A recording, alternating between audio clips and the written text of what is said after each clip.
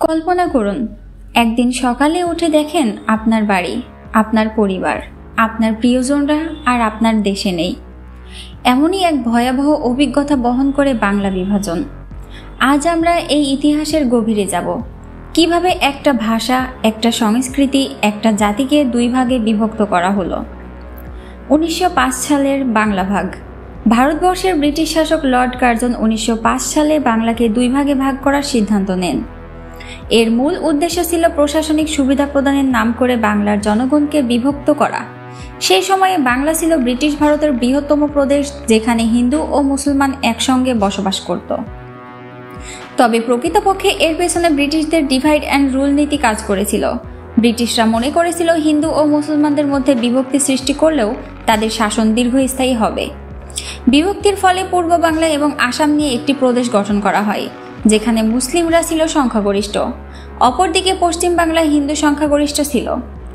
এই সিদ্ধান্তের ফলে বাংলায় বিশাল জনমতের বিরোধিতা শুরু হয়।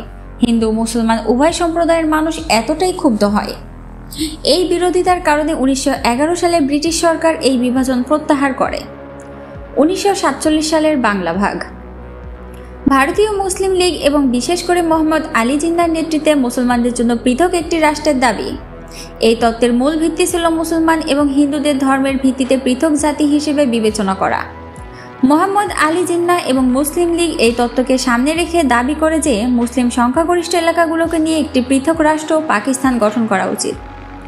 বাংলা যেখানে একটি বড় সংখ্যক মুসলমান বসবাস করত, সেই অঞ্চলটি এই তত্ত্বের ভিত্তিতে পাকিস্তানের অংশে অন্তর্ভুক্ত হয়েছিল। মুসলিম লীগ মনে করত বাংলার মুসলমানেরা ভারতীয় হিন্দু সংখ্যাগরিষ্ঠ শাসনের অধীনে বঞ্চিত হবে। ব্রিটিশরা দীর্ঘদিন ধরে উপমহাদেশের বিভাজন নীতি অনুসরণ করেছিল। তারা হিন্দু ও মুসলমানদের মধ্যে বিরোধ সৃষ্টি করে শাসনকে দীর্ঘায়িত করার চেষ্টা করেছিল। 1905 সালের প্রথম বাংলা ঘাটের ঘটনাটি এর উদাহরণ।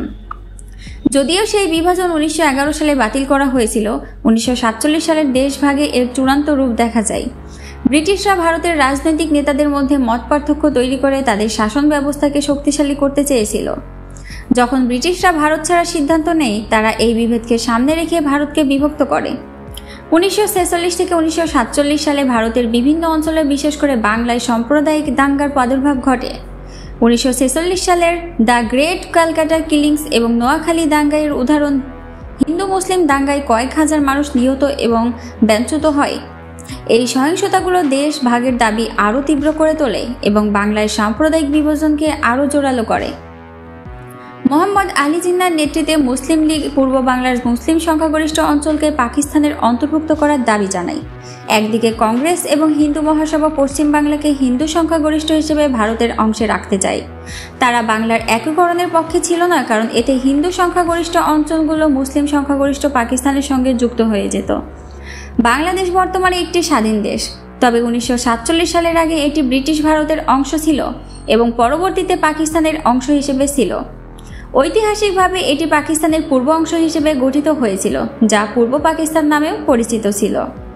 পূর্ব পাকিস্তান ছিল বর্তমান বাংলাদেশের অঞ্চল। এটি পাকিস্তানের পূর্ব দিকের প্রদেশ ছিল এবং দুটি অংশের মধ্যে অনেক দূরত্ব ছিল।